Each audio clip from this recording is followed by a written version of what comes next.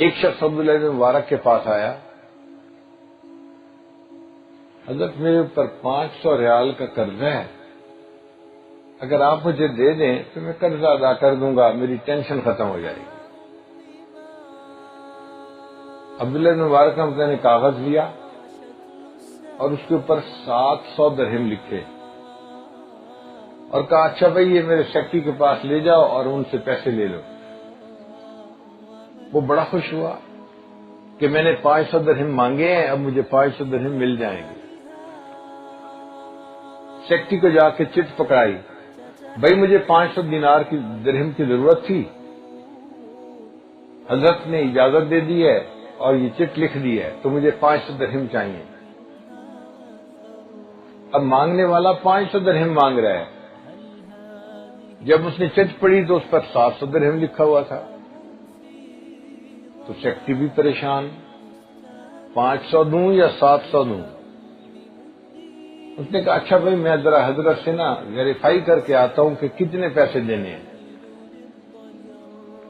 وہ سیکٹری حضرت کے پاس آیا، حضرت یہ مانگ تو رہا ہے 500، چٹ پہ لکھے ہیں 700، تو دینے کتنے ہیں؟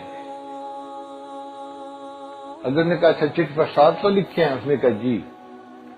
اچھا چٹ مجھے دکھاؤ۔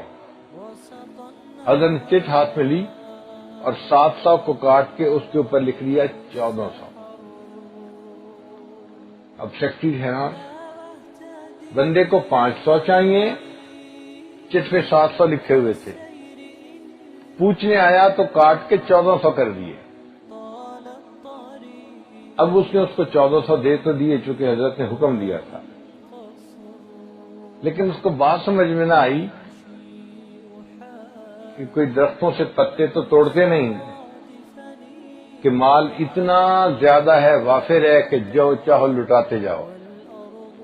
تو وہ واپس حضرت کے پاس آیا، حضرت اس کو ضرورت 500 کی تھی تو آپ نے 700 لکھا، جب میں نے پوچھا تو 700 کو 1400 کر دیا، مسئلہ کیا ہے؟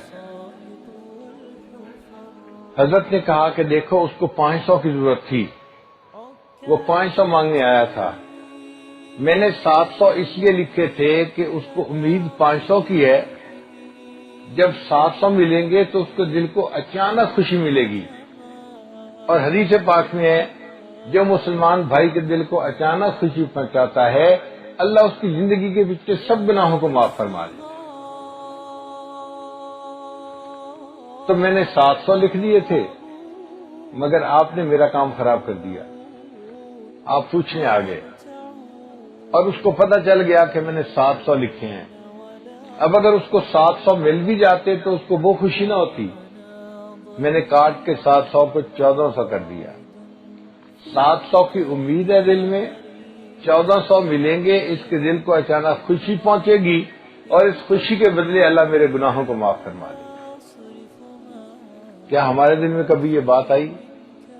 ہم اپنے ماں باپ کے دل کو خوش کریں، بہن بھائی کے دل کو خوش کریں، بیوی بچوں کے دل کو خوش کریں، ان کے دل خوش ہوں گے، اس کے بدلے اللہ ہمارے دلوں کو خوش فرما دیں گے۔ سوچتے ہی نہیں، ہم مسلمان کس کام کے ہیں؟